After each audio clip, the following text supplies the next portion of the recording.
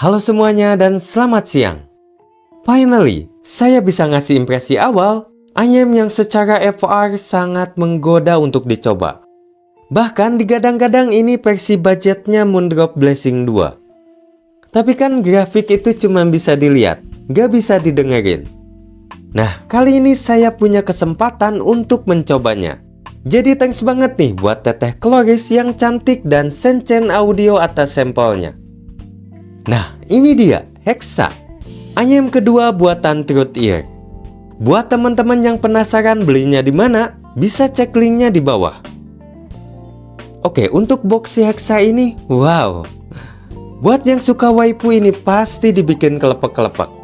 Aksesorisnya juga cukup lengkap. Secara build quality cukup solid. Kombinasi metal dan resin plus dibuat hitam dope dengan model housing yang unik ala-ala hexagon. Tapi fittingnya masih nyaman buat saya.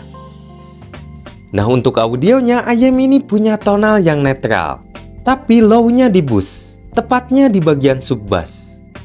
Kuantitas bassnya cukup aja, tapi clean, tight, deep, dan cukup punchy. Gak ada bleed sama sekali. Midnya netral, clean, vokalnya agak maju dan cukup sweet. Lalu bobotnya agak sedikit tipis tapi cukup natural. Ini sih kayaknya lebih bagus untuk vokal cewek, tapi memang agak sedikit sibilan. Kemudian treble-nya lumayan bright, sangat detail dan clean. Selain itu ekstensi dan clarity-nya juga cakep. Dan bisa dibilang minim vicky, walaupun agak nyerempet.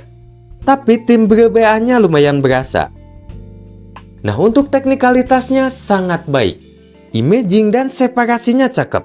Stagingnya juga luas walaupun bukan yang megah banget.